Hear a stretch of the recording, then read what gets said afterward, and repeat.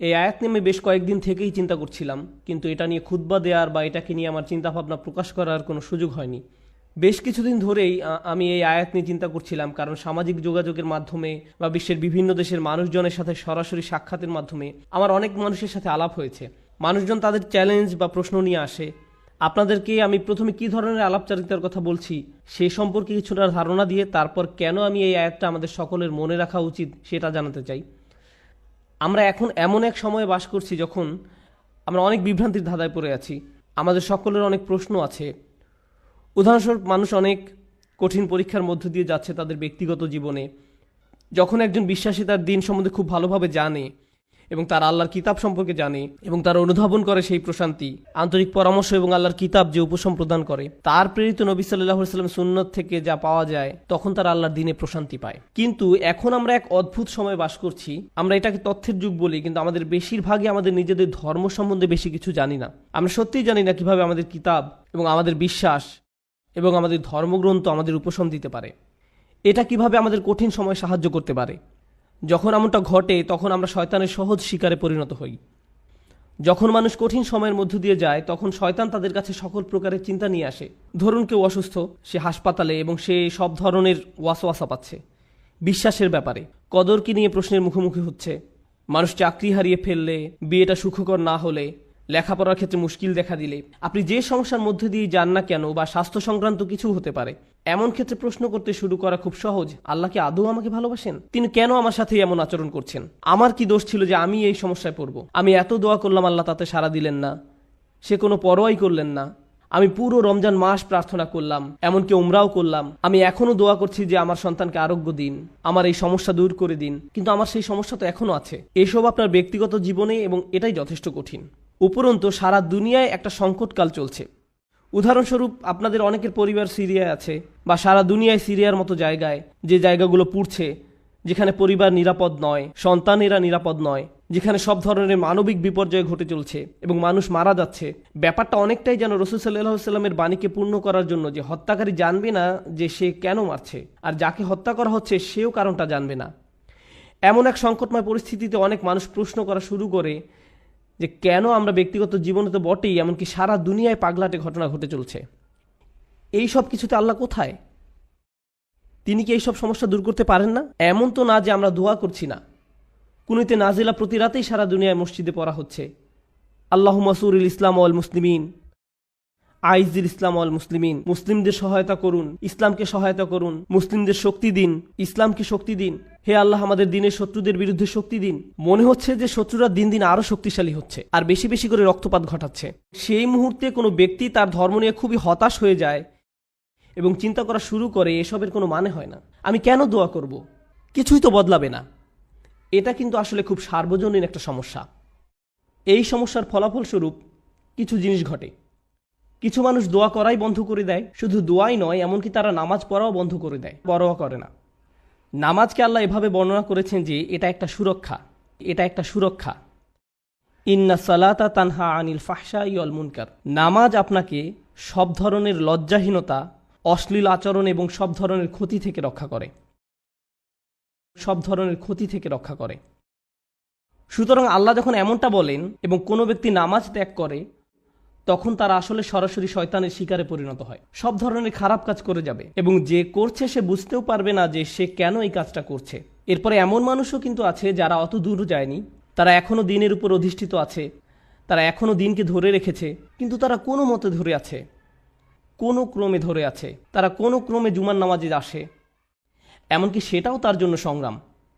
কিছু মানুষের অবস্থা এত খারাপ হয়ে যায় যে তারা একটা মসজিদের ভিতর বেশি সময় থাকতেও পারে না। যদিও কোনো কারণে তারা থাকে, তাহলে অস্বস্তি বোধ করা শুরু করে। এমন ঘটনা ঘটে।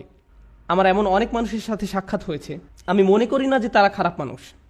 যাই হোক, আমি মনে করি কিছু মৌলিক বিষয় ঠিক ছিল না, কিছু নির্দিষ্ট চিন্তা, কিছু নির্দিষ্ট ধারণা, কিছু নির্দিষ্ট অনুভূতিতে ভুল আছে। আর সেই ভুল অনুভূতির কারণে একজন খুব বিপজ্জনক পথে চলে, সেই পথে যেটা পথভ্রষ্টতার দিকে নিয়ে যায়। এদিকে সূরা হাজের শুরুতে আল্লাহ আযজা ওয়া জাল্লা বলছেন সেই সব মানুষের কথা যাদের কাছে মানুষকে পথভ্রষ্ট করার কার্যপ্রণালী আছে। খারাপ মানুষ যারা কোনো জ্ঞান ছাড়াই আল্লাহর বিরুদ্ধে তর্ক করে, এরা আর কিছু চায় না। মাই ইউজাদিলু ফিল্লাহি বিগাইরি ইলমিন ওয়ালা হুদাও ওয়ালা কিতাবিম মুনির। কোনো ব্যক্তি আল্লাহর ব্যাপারে তর্ক করে, বিতর্ক করে এবং ধর্মকে ঘৃণা করে এবং আল্লাহকে ঘৃণা করে, নবী সাল্লাল্লাহু আলাইহি সাল্লামকে ঘৃণা করে এবং তাদের কোনো ধারণাই নাই যে তারা কেন বিতর্ক করছে, পথ নির্দেশনাও নেই, কোনো আলোকিত চিন্তার আলোকেও তারা কাজটা করে না, অভিযোগ করার জন্যই অভিযোগ করা। সেই ধরনের মানুষগুলোর জন্য শুধু এটা যথেষ্ট নয় যে তারা বিভ্রান্তিতে আছে, তাদের আসলে অন্য কাউকে ভুল পথে পরিচালিত করতে হবে। সেটা একদল মানুষ। কিন্তু এই দলের মানুষদের নিয়ে আমি আজ কথা বলবো না। আমি কথা বলবো এর পরের যে দল, তাদের নিয়ে, যারা কিনারায় আছে, আক্ষরিকভাবেই যারা প্রান্তে আছে। কুরআন তাদেরকে এইভাবে বর্ণনা করছে, অমিনান নাসি মান ইয়াবুদুল্লাহি আলা হারফ। আমি এটার এভাবে অনুবাদ করব যে মানুষের মধ্যে এমন কেউ আছে যে আল্লাহর উপাসনা করে একদমই কিনারায়। তারা আল্লাহর উপাসনা করে কিন্তু পর্বতের একদম খারাপ প্রান্তে। এর অর্থ কি? এর অর্থ হলো কিছু সময় এখানে, কিছু সময় সেখানে পড়ে যাওয়ার জন্য প্রস্তুত। তাদের বিশ্বাস যথেষ্ট স্থির নয়, তারা তাদের উপাসনায় যথেষ্ট স্থিতিশীল নয়, তারা অনড় নয়। তাদের মনে এমন প্রশ্ন আছে যার উত্তর তার জানা নেই, অমীমাংসিত আবেগ। সুতরাং সেটা কিভাবে প্রদর্শিত হয়? আল্লাহ নিজে বলেন, ফাইন আসাবাহু খায়রুন আতবাআন্না বিহি। যখন ভালো কিছু তাদের আসে, যদি জীবনে ভালো কিছু ঘটে, তাহলে তারা ভালো থাকে। ঠিক আছে, ঠিক আছে, আল্লাহ আসলে এই দুয়াটা শুনেছেন, সুতরাং আমি এখন নামাজ পড়তে পারি, আমার ভালো লাগছে। ওয়া ইন আসাবাহু ফিতনাতুন, যখন তারা কোনো ফিতনার সংস্পর্শে আসে। ফিতনা শব্দের অর্থ হলো কোনো ধরনের পরীক্ষা, কোনো কিছু যেটা তাদের বিশ্বাসকে পরীক্ষা করে। সুতরাং আল্লাহ খাইরের বিপরীত শব্দ সার ব্যবহার করেননি, এখানে শব্দটি হবে সার। সুতরাং আপনি হয়তো আশা করছিলেন যে আল্লাহ বলবেন ফা ইন আসাবাহু খায়রুন ইতমাআন্না বিহি ওয়া ইন আসাবাহু শাররুন। না, ওয়া ইন আসাবাতহু ফিতনাতুন। কেন এই শব্দটি গুরুত্বপূর্ণ? কারণ আল্লাহ আমাদেরকে জানাচ্ছেন, যখন আপনার খারাপ কিছু ঘটে, তখন শুধু আল্লাহ আপনার বিশ্বাসকে পরীক্ষা করছেন। আল্লাহ শুধু দেখতে চান আপনি কি বিশ্বাস করেন এক আল্লাহকে যে আপনাকে তখনও ভালোবাসেন, যিনি তখনও আপনাকে গুরুত্ব দেন, তখনও তিনি আর রহমান, তখনও তিনি আর রাজেক, তিনি তখনও আপনার সব কিছুর যোগান দিয়ে যাচ্ছেন, আপনার যত্ন নিয়ে যাচ্ছেন, যদিও আপনি তা দেখতে পান না, যদিও আপনার মনে হচ্ছে যেন আপনার সামনে সমস্যার স্তূপ। আর শয়তান চায় যে আপনি প্রশ্ন করুন আল্লাহ কোথায়, সে চায় যে আপনি প্রশ্নটি করুন। তাই আল্লাহ আপনাকে অনেক সময় এমন পরিস্থিতি ফেলতে চান, এটা দেখার জন্য যে আপনার বিশ্বাস কতটা পাকাপোক্ত। এই দিনের শুরু কিন্তু আল্লাযিনা ইউমিনুনা বিল গায়ব, তারা এমন এক আল্লাহকে বিশ্বাস করে যাকে তারা দেখতে পায় না। এর অর্থ শুধু এই নয় যে আমরা আল্লাহকে দেখতে পাই না, পরিকল্পনাও দেখতে পাই না। আল্লাহ আপনাকে বলে দেন না যে তোমার দিনটা এভাবে যাবে, তুমি এখন কঠিন সময়ের মধ্য দিয়ে যাচ্ছ, কিন্তু সহজ সময় আসছে কয়েক সপ্তাহ বা কয়েক বছর বা কয়েক ঘন্টার মধ্যেই। আমরা জানি না যে পরবর্তী মিনিটেই পরিস্থিতি ভালো হবে নাকি আরো 10 বছর লাগবে, আমরা কিছু জানি না। আল্লাহ সেটা বলবেন না। ওমা কান আল্লাহু লিইউতলিয়াকুম আলাল গায়ব, আল্লাহ আপনাকে অদৃশ্যের ব্যাপারে জানাবেন না, তিনি সেটা আপনাকে জানাতে বাধ্য নন। আল্লাহ শুধু আপনাকে বলছেন তাকে বিশ্বাস করতে, শুধু আপনাকে বলছেন তাকে বিশ্বাস করতে, তাকে বিশ্বাস করতে যে আপনি নিজেকে কতটা ভালোবাসেন, আল্লাহ আপনাকে তার চেয়েও বেশি ভালোবাসেন। আপনাকে শাস্তি দিয়ে, যন্ত্রণা দিয়ে তার কোনো লাভ নেই, তার কোনো লাভ নেই। মা ইয়াফআলুল্লাহু বিআযাবিকুম, আপনাকে শাস্তি দিয়ে আল্লাহর কী লাভ? আপনি কেন ভাবেন যে আল্লাহ আপনাকে পাকড়াও করতে চান? আল্লাহ নিজে আক্ষরিক অর্থেই এই প্রশ্ন করেছেন। সুতরাং যখন আপনি আমি পরীক্ষার মধ্য দিয়ে যাই, তখনই এটা হিসাব করে দেখার সময় যে আল্লাহকে বিশ্বাস করা তো সহজ, যখন সব কিছু ঠিক আছে তখন এটা তুলনামূলকভাবে সহজ। কিন্তু বিশ্বাস করা কঠিন, বিশেষত আল্লাহর কিছু নামে, আল্লাহর সেই সব নামে যেগুলোকে আমরা কঠিন সময় আঁকড়িয়ে ধরে আছি। সেগুলোকে ধরে রাখা কঠিন যখন আমাদের উপর আঘাত আসে, যখন আমরা বিশ্বাস করি যে আল্লাহ উপশমকারী, আল্লাহই সব শিফার মালিক, তার কিতাব হলো শিফা, আর আপনি হাসপাতালে বসে আছেন মৃত্যুমুখী মায়ের কাছে বা মৃত্যুমুখী বাবার কাছে, তখন বিশ্বাস করা কঠিন। এটা অনেকের কাছেই কঠিন মনে হয়। এই খুতবাকে আমি দুইটা জিনিসে ভাগ করতে চাই। একটা হলো দোয়া বিষয়ে আমাদের চিন্তাভাবনা সংশোধন করা। পবিত্র কোরআনের অধিকাংশ দোয়াতে, নবী সাল্লাল্লাহু আলাইহি সাল্লামের সুন্নতের অধিকাংশ দোয়াতে আপনি খুব সাধারণ একটা ব্যাপার খেয়াল করবেন যে কোনো না কোনোভাবে আপনি আল্লাহর কাছে নিজের জন্য আরও বেশি শক্তি, আরও বেশি সামর্থ্য প্রার্থনা করছেন। আপনি আল্লাহর কাছে পথ প্রদর্শন, আল্লাহর কাছে ক্ষমাশীলতা এবং আল্লাহর কাছে কৃতজ্ঞতা প্রকাশ করার দোয়া করছেন। আউজিআনি আন আশকুরা নি'মাতাকা আল্লাতী আন'আমতা আলাইয়া, আমাকে ক্ষমতা প্রদান করুন যাতে আমি আপনার নিয়ামতের কৃতজ্ঞতা প্রকাশ করতে পারি। আমি আপনাদের একটা উদাহরণ দিব যা দ্বারা আপনাদের বুঝতে সহায়ক হবে যে আমি আসলে কি বোঝাতে চাচ্ছি। যেমন ধরুন, একজন মানুষ সমুদ্রে ছিল এবং তাদের জাহাজের সাথে পাথরের সংঘর্ষ হয়ে জাহাজটি ডুবে গেল। তিনি একটি কাঠের টুকরায় সমুদ্রে ভেসে আছেন, দোয়া করছেন এবং আল্লাহর কাছে দোয়া করছেন। এমত অবস্থায় তিনি দুইভাবে দোয়া করতে পারেন: হে আল্লাহ, আমাকে এখনই একটি দ্বীপে স্থানান্তর করুন এবং এই ঝড় বৃষ্টি বন্ধ করে দিন, অথবা হে আল্লাহ, আমাকে এই কঠিন সময় মোকাবেলা করার শক্তি দিন। এখন তিনি দোয়া করলেন, আমাকে এখনই একটি হেলিকপ্টার পাঠান এবং আমাকে একটি দ্বীপে নিয়ে যান। দোয়া করতে লাগলেন, হেলিকপ্টার হেলিকপ্টার হেলিকপ্টার, কিন্তু কোনো হেলিকপ্টার আসলো না। তিনি বললেন, আল্লাহ, আমাকে হেলিকপ্টারও পাঠালেন না, আমি তো অনেক দোয়া করলাম, এটা ঠিক না, বাদ দাও, আমি আর দোয়াই করব না।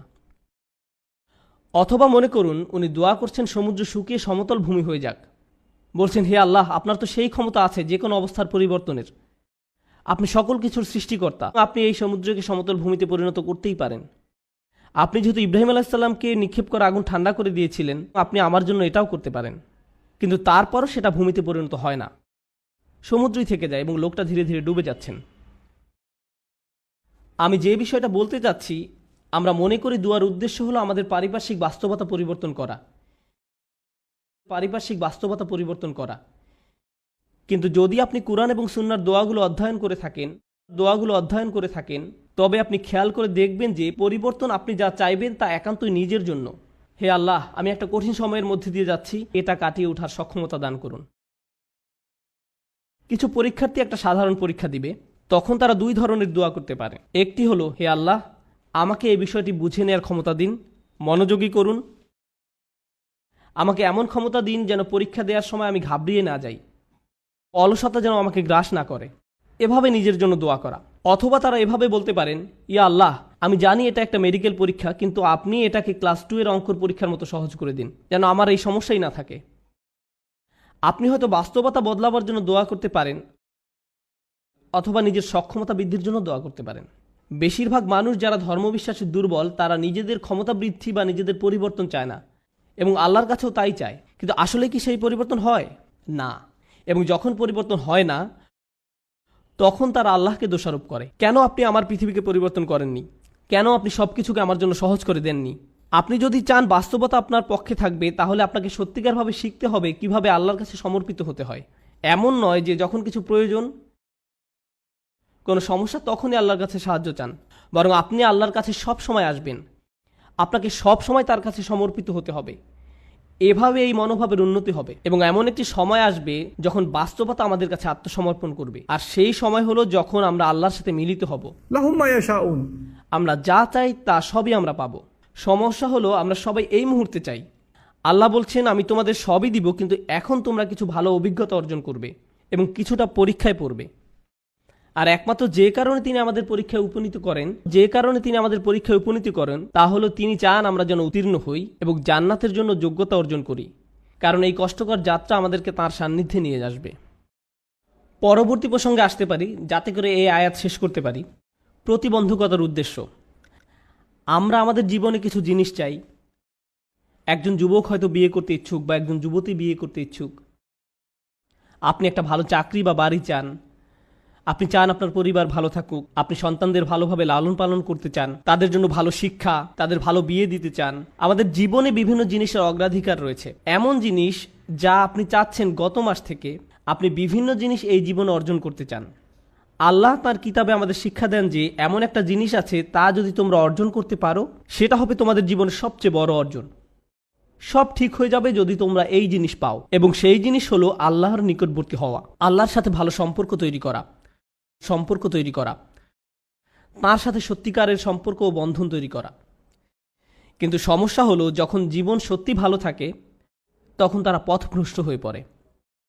আপনি তখন ভিডিও গেম থেকে শুরু করে চলচ্চিত্র, তা থেকে সোশ্যাল মিডিয়ার হালচাল, তা থেকে রেস্টুরেন্টে বন্ধুবান্ধবদের সাথে ঘোরাঘুরি, দিন শেষে ঘুমিয়ে পড়েন। আল্লাহকে ভুলে যান, আল্লাহকে মনে রাখেন না, ভুলে যান। এরপর যখন কঠিন সময় আসে, তখন বন্ধুরা আর সাথে থাকে না, খেলাধুলা ভালো লাগে না, গাড়িটাও ভালো লাগে না, কারণ স্বাস্থ্য নষ্ট হয়ে গিয়েছে। আর যখন শরীর অসুস্থ হয়ে পড়ে, কোনো কিছুই আর ভালো লাগে না, খালি তখন মনে হয় যে আমি কখন হাসপাতালের থেকে ছাড়া পাবো। ইস, আমি যদি আবার হাঁটতে পারতাম, মানুষজন আপনার পছন্দের খাবার আনবে, আপনি খেতে যাচ্ছেন না। আপনার পছন্দের মুভি দেখাবে, আপনি দেখতে চান না। আপনি সারাক্ষণ যেসব বিষয় নিয়ে মেতে থাকতেন, একটার পর একটার পিছে ছুটে বেড়াতেন, আজ আর কিছুই ভাল লাগে না। কোনো কিছুর প্রতি আজ আপনার কোনো আগ্রহ নেই, কারণ আল্লাহর একটি রহমত আপনার জন্য কিছুটা কমে গিয়েছে। এমত অবস্থায় আপনার জন্য দুইটা উপায় রয়েছে। আপনি যদি এমন মানুষ হন যাদের অবস্থান বিশ্বাসের একেবারে প্রান্ত সীমায়, আপনি আল্লাহকে দোষ দেওয়া শুরু করতে পারেন, আপনি কেন আমাকে এই বিপদে ফেললেন। অথবা এই বিপদের সময় আপনি আমাদের জীবনের সবচেয়ে শ্রেষ্ঠ সম্পত্তি অর্জন করতে পারি, আর সেটা হলো বিনম্রতা এবং আল্লাহর অধিক নিকটবর্তী হওয়া। এভাবে আত্ম উপলব্ধি করা যে যখন আমি সুস্থ এবং সম্পদশালী ছিলাম, সব কিছু ঠিক ছিল, তখন আমি বুঝতে পারিনি যে তখন একজন আমাকে সব কিছু প্রদান করে যাচ্ছিলেন। আল্লাহ আমাকে প্রতি মুহূর্তে যোগান দিয়েছিলেন। আমি এর কোনো কিছুরই যোগ্য ছিলাম না। এজন্যই আল্লাহ সুবহানাহু ওয়া তাআলা বলেন, উলাইকা লাহুম নাসিবুম মিম্মা কাসাবু। উলাইকা লাহুম নাসিবুম মিম্মা কাসাবু। আল্লাহ ফাদলের কথাও বর্ণনা করেছেন, অবতাগু মিন ফাদলিল্লাহ। আল্লাহর অনুগ্রহ তালাশ করো। আপনি কিছু উপার্জন করতে পারেন না, আপনি যা কিছুই পান তা আপনার প্রতি আল্লাহর অনুগ্রহ মাত্র। কিন্তু সময় থাকতে বুঝতে পারেননি, কারণ আপনি এটা সহজেই পেয়েছিলেন। আপনি আল্লাহর কাছে অনুনয় বিনয় করে চাইতে থাকেন, কান্নাকাটি করেন এবং এমনভাবে প্রার্থনা করতে থাকেন যেভাবে পূর্বে কখনো করেননি, যেভাবে আগে কখনো অনুভব করেননি। এবং অতঃপর আল্লাহ আপনাকে সুস্থ করেন। তারপর আপনি অনুধাবন করেন হাসপাতালে সেই একান্ত মুহূর্তগুলো, সেইগুলোই ছিল আপনার গোটা জীবনের শ্রেষ্ঠতম সুমিষ্ট সময়। জীবনের সেই সামান্য সময়গুলোতেই আপনার এবং আল্লাহর মাঝে আর কিছু ছিল না। সেই মিষ্টি মুহূর্তগুলো আপনাকে আখিরাতে রক্ষা করে দিতে পারে। এই মুহূর্তগুলি হতে পারে সবচেয়ে বড় পুরস্কার যা আল্লাহ আপনাকে দিয়েছেন। যখন সময় কঠিন হয়ে যায়, ওয়া ইন আসাবাতহু ফিতনাতুন ইনকালাবা আলা ওয়াজহিহি, এবং যদি কোনো পরীক্ষায় পড়ে তখন মুখ ঘুরিয়ে নেয়। তার মানে কি? তার মানে আমি আল্লাহর কাছে কিছুই চাই না। কিভাবে তিনি আমাকে ছেড়ে গেলেন? কেন তিনি আমাকে বিপদে ফেললেন? আমাদের সময় এটা উপলব্ধি করা খুবই সহজ। আমরা অস্বাভাবিক এক ভোগবাদী সমাজে বসবাস করি, যেখানে সব কিছু সহজলভ্য এবং দ্রুত লাভ করা যায়। বিনোদন পেতে চান? ফোনে একটা অ্যাপ খুললেই হবে। কিছু কিনতে চান? জাস্ট অ্যামাজন থেকে অর্ডার করুন, এটা আপনার ঘরে পৌঁছে যাবে। সবকিছু কষ্ট ছাড়া পাওয়া যায় এবং সবকিছু সাথে সাথেই পাওয়া যায়। আপনি কিছু চাইছেন, আপনাকে তার কাছে যেতে হবে না, সেটাই আপনার কাছে আসবে। সবকিছু দ্রুত হয়। আমাদের এখন আপ্যায়িত হওয়ার অভ্যাস হয়ে গিয়েছে। আপনার একটা অর্ডার যদি 2 থেকে 3 দিনের জন্য দেরি হয়, তবে আপনি তাকে 1 স্টার বা থামস ডাউন খারাপ রেটিং দিচ্ছেন। আমরা এতে অভ্যস্ত হয়ে গেছি। এমত অবস্থায় আপনি যখন আল্লাহর কাছে দোয়া করছেন, আপনার সমস্যাগুলো সমাধান চাইছেন, আপনার সব কিছু দ্রুত এবং ত্বরিত করা দরকার। আমার আর ভালো ভোক্তা অধিকার চাই। যখন এটা হয় না, তখন আপনি বলেন বাজে সার্ভিস। আমার আর ভালো ভোক্তা অধিকার চাই, আমার আর ভালো ভোক্তা অধিকার চাই। আপনার ভাবখানা তখন এমন হয়ে যায় যে আমি আল্লাহর কাছে আর কিছুই চাইব না, কোনো অর্ডার দিব না। আপনি এখন ক্রেতার মতো সুবিধা পেতে চান, আর আপনি আল্লাহর কাছ থেকে মুখ ফিরিয়ে নেন এবং বলেন তিনি আমার কথা শুনছেন না, আমার সমস্যার সমাধান করছেন না। বুঝতে চেষ্টা করুন যে সবার জন্য আল্লাহর পরিকল্পনা রয়েছে। দুটো উদাহরণ দিচ্ছি। ইয়াকুব আলাইসাল্লামের ক্ষেত্রে দেখুন, তিনি তার ছেলে ইউসুফ আলাইসাল্লামকে হারিয়ে ফেলেন। আল্লাহ বহু বছর পর সেই সন্তানকে তার কাছে ফিরিয়ে দেন। আবার মুসা আলাইসাল্লামের ক্ষেত্রে মুসা আলাইসাল্লামের মা তার সন্তান হারিয়েছিলেন, কিন্তু কয়েক ঘন্টার ব্যবধানে আল্লাহ সে বাচ্চাটাকে ফেরত দেন। কেননা কয়েক ঘন্টার মধ্যেই যখন বাচ্চাটা ক্ষুধার্ত হয়, পরবর্তী খাবার সেই একই মায়ের কাছ থেকেই পায়, কারণ সে অন্য কারো কাছ থেকে খাবে না। আমি কি বলতে চাচ্ছি? এই জগতে আল্লাহ কখনো কখনো নিমেষেই আমাদের বিপদমুক্ত করেন, আবার কখনো বা বহু বছর পরে বিপদমুক্ত করেন, কিন্তু প্রতি ক্ষেত্রেই আল্লাহ ভালোর জন্যই করেন। আমি কি বলতে চাচ্ছি? ভালোর জন্যই করেন। আমি বিশেষত ইয়াকুব আলাইসাল্লামের গল্পটা পছন্দ করি, কেননা এই ঘটনার কল্যাণকর দিকগুলো চিন্তা করে দেখুন একবার। এত বছর ধরে বাবা কাঁদলেন এবং প্রায় নিজের দৃষ্টিশক্তি হারিয়ে ফেললেন, তাই না? কোরআনের ভাষা অবিয়াদ্দা তাই না হু। কোন আলেম যেমন আলুসি রহমতুল্লাহ মন্তব্য করেন তিনি কাঁদতে কাঁদতে অন্ধ হয়ে গিয়েছিলেন। এখন এই পুরো সময়টা জুড়ে ইউসুফ আলাইসাল্লাম কোথায় ছিলেন? তিনি ছিলেন জেলে। প্রথমত তিনি ছিলেন শিশু শ্রমিক এবং বড় হওয়ার পর জেলে যান, বহু বছর জেলে কাটান। হয় তিনি ছিলেন শিশু শ্রমিক, নতুবা তিনি জেলের কয়েদি হিসাবে জীবনযাপন করেন। প্রথমত তিনি ছিলেন শিশু শ্রমিক, নতুবা তিনি জেলের কয়েদি হিসাবে জীবনযাপন করেন। সুন্দর জীবন ছিল না, এটা সুন্দর জীবন নয়। কিন্তু এরপরও যখন তিনি রাজার স্বপ্নের অর্থ বলেন এবং সেই স্বপ্নের অর্থ হয় যে পুরো অর্থনীতিতে 7 বছরের মধ্যে ধস নামবে, মানুষজন দুর্ভিক্ষে মারা যাবে, একজনই তখন সেই সমস্যার সমাধান জানতেন, তিনি হলেন ইউসুফ আলাইহিস সালাম। যদি তিনি জেলে না থাকতেন তাহলে রাজাকে সাহায্য করতে পারতেন না। বুঝতে পেরেছেন? যদি ইউসুফ আলাইহিস সালাম পুরোটা সময় নিজের বাবার সাথে কাটাতেন তাহলে এমন ঘটনা ঘটতো না। তাই এখন যেহেতু তিনি সেখানে রয়েছেন এবং স্বপ্নের ব্যাখ্যা দেন এবং বলেন আমিই পারবো সমস্যার সমাধান করতে, আমাকে সম্পদ রক্ষার দায়িত্ব দিন, আমিই পারবো সমস্যার সমাধান করতে, আমাকে সম্পদ রক্ষার দায়িত্ব দিন, এবং তিনি যখন এই কাজগুলো সম্পাদন করেন তখন কি হলো? লাখ লাখ বাবা মাকে আর কাঁদতে হয়নি, কারণ তাদের সন্তান ক্ষুধার যন্ত্রণায় মৃত্যুবরণ করেনি। একজন বাবা তার সন্তানের জন্য বহু বছর কাঁদলেন, কিন্তু তার একার কান্নায় আল্লাহ হাজার হাজার পরিবারকে কান্না থেকে বাঁচিয়ে দেন। কারণ তিনি যদি অর্থনীতি এবং ফসল না বাঁচাতেন, পুরো দেশটাতে খরা হতো, মানুষ দুর্ভিক্ষে মারা যেত এবং যুদ্ধসহ বিভিন্ন সমস্যার সূত্রপাত হতো। কখনো কখনো আপনি যে সমস্যার মধ্য দিয়ে যান সেটা শুধু আপনার নিজের জন্যই কল্যাণকর নয়, সেটা অনেকের জন্য সাদকায় জারিয়ায় পরিণত হতে পারে। আপনি সেটা জানেন না, কিন্তু আপনার ইমানের অবস্থা যদি নড়বড়ে হয়, আল্লাহর উপর আপনার এমন বিশ্বাস থাকবে না। আর তাই এই নড়বড় ইমানের কারণেই আপনি আল্লাহর দিক থেকে মুখ ফিরিয়ে নেবেন। তারপর আল্লাহ বলেন খসিরত দুনিয়া ওয়াল আখিরা। যখন মানুষ এমন করে তখন তারা এই দুনিয়া এবং পরকাল উভয়টাই হারায়। এর মানে কি? আপনি যদি নিজেকে ধরে রাখতে পারেন, দেখুন আল্লাহ বলছেন লাকাদ খলাকনাল ইনসানা ফি কাবাদ, নিঃসন্দেহে আমি মানুষকে সৃষ্টি করেছি কষ্ট ক্লেশের মধ্যে। আপনি আল্লাহকে বিশ্বাস করুন আর নাই করুন, আপনার জীবনে চ্যালেঞ্জ থাকবেই। আপনি আল্লাহকে বিশ্বাস করুন আর নাই করুন, জীবিকা উপার্জন করতে আপনাকে প্রচুর পরিশ্রম করতে হবে, অসুস্থতার সাথে লড়াই করতে হবে। এই জীবনটা এমন নয় যে বিশ্বাসীরা এখানে বিলাসী জীবনযাপন করবে আর অবিশ্বাসীরা কষ্টে থাকবে। আল্লাহ সব মানুষকেই কষ্ট ক্লেশের মধ্যে সৃষ্টি করেছেন, তিনি এটাই বলছেন। এখন আপনি যদি ইমানের সাথে এই কষ্ট ক্লেশ অতিক্রম করতে পারেন, তাহলে এই জীবনে যেমন আপনি সফলতা লাভ করবেন, তেমনি পরকালীন জীবনেও সফল হবেন। আপনি এমন মানসিক প্রশান্তি লাভ করবেন যা অবিশ্বাসী কারো পক্ষে লাভ করা সম্ভব না। আপনি এবং অবিশ্বাসী দুজনই অসুস্থ, কিন্তু আপনি অসুস্থ থাকা সত্ত্বেও প্রশান্তি লাভ করেন আর সে কোনো প্রশান্তি পায় না। আপনি এবং অবিশ্বাসী দুজনে একই ধরনের অর্থনৈতিক সমস্যায় থাকবেন, একই ক্ষুধায় থাকবেন, তারপরেও আপনার অন্তর প্রশান্ত। এত কিছুতে আল্লাহ আপনাকে শান্তি দিচ্ছেন, পুরস্কৃত করছেন, শান্তি দিচ্ছেন। তিনি এখনও আপনাকে রক্ষা করছেন। যারা বিপদে পড়লে আল্লাহর দিক থেকে মুখ ফিরিয়ে নেয়, তাহলে আপনি এই দুনিয়ায় শান্তিও হারাবেন, তো আখিরাতে তো হারাবেনই। খসিরাত দুনিয়া ওয়াল আখিরা। আল্লাহ নিকট এই বলে দোয়া করি, রব্বানা আতিনা ফিদ দুনিয়া হাসানা ও ফিল আখিরাতে হাসানা। হে আমাদের রব, আমাদের দুনিয়ায় হাসানা দান করুন এবং পরকালের হাসানা দান করুন। এখানে হাসানা শব্দের উপযুক্ত অর্থ হলো যখন আপনি আল্লাহর কাছে জীবনের জন্য ভালো কিছু চান, অর্থাৎ ভবিষ্যতের জন্য ভালো চাওয়া, আখিরাতের জন্য চাওয়া একই সময়। এটা হলো রব্বানা আতিনা ফিদ দুনিয়া হাসানা ও ফিল আখিরাতে হাসানা। এবং এই কারণে অফিল আখিরাতে হাসানা, ফলশ্রুতিতে আখিরাতের কল্যাণ, যেটা ভিতর বাহির উভয় দিক থেকেই সুন্দর। অফিল আখিরাতে হাসানা। তো আল্লাহ বলেন যালিকা হুয়াল খুসরানুল মুবিন, এটি হলো সুস্পষ্ট ক্ষতি। কোরআনে ক্ষতির জন্য 3টি শব্দ ব্যবহার করা হয়েছে। আল্লাহ ব্যবহার করেছেন খুসর, ইন্নাল ইনসানা লাফি খুসর। তিনি ব্যবহার করেছেন খাসারান এবং খুসরান। খুসরান হলো মাজদার সিগাতুল মুবালাগা, চরম পর্যায়ের ক্ষতি, কল্পনাতীত ক্ষতি। আল্লাহ তাআলা যত ক্ষতির কথা বলেন তার মধ্যে সবচেয়ে খারাপ হলো এটা। এমন একজন যে সত্যিকারের ইমানদার ছিল, যখন সময় খারাপ হয়ে পড়ে তখন ইমান হারিয়ে ফেলে, যার ফলে সে এই জীবন এবং পরকাল উভয়টাই হারায়। তার কিন্তু সব ছিল, আল্লাহ তার জন্য সব সাজিয়ে রেখেছিলেন, তার জন্য সব সাজিয়ে রাখা হয়েছিল। সুতরাং আমি এই কথা বলে শেষ করছি। আল্লাহ আযজা ওয়া জাল্লা বর্ণনা করেন আল্লাযীনা ইয়ারিসুনাল ফিরদাউস, তারা ফিরদাউসের উত্তরাধিকার লাভ করবে। অবাক করা শব্দ। আল্লাহ অনেক জায়গায় বলেন তারা জান্নাতে প্রবেশ করবে, কিন্তু সূরাতুল মুমিনে আল্লাহ বলেন তারা জান্নাতের উত্তরাধিকার লাভ করবে। আপনারা জানেন উত্তরাধিকার হলো তা যা আপনি আপনার পূর্বপুরুষের কাছ থেকে পেয়ে থাকেন। আপনার পরিবার এটার মালিক ছিল।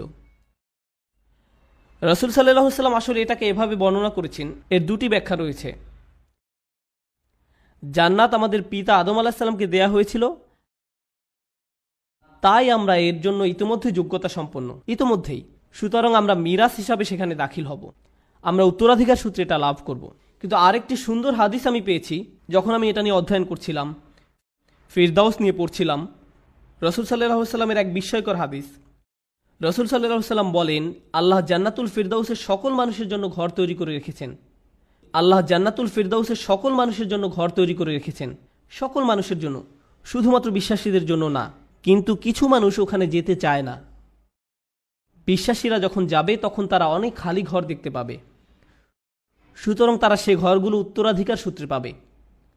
আল্লাহ আমাদেরকে তাদের অন্তর্ভুক্ত করুন যারা উত্তরাধিকার সূত্রে জান্নাতের ঘর পাবে। তাদের নয় যাদের ঘর খালি থাকবে। যে ঘর আল্লাহ আমাদের জন্য বানিয়েছেন সেগুলো এখনই সেখানে আছে। আপনার প্রতি আল্লাহর প্রত্যাশা রয়েছে যে আপনি সর্বশ্রেষ্ঠ জান্নাতে প্রবেশ করতে পারবেন, সুতরাং এটা নষ্ট করবেন না। দুর্বল ঈমান নিয়ে থাকবেন না, আল্লাহর প্রতি নিজের বিশ্বাস হারাবেন না। জীবনের কঠিন সময়গুলোকে এভাবে দেখুন, আল্লাহ দেখতে চান আপনি সেই ঘরগুলোর জন্য কতটুকু মূল্য দিতে চান। আল্লাহ আমাদের কঠিন সময়গুলো তার সহায়তায় পার করার তৌফিক দিন, এবং যাতে আমরা কখনোই কোনো পরিস্থিতিতেই তার উপর থেকে বিশ্বাস না হারাই। বারাকাল্লাহু লি ওয়া লাকুম। আসসালামু আলাইকুম ওয়া রাহমাতুল্লাহি তাআলা ওয়া বারাকাতুহু।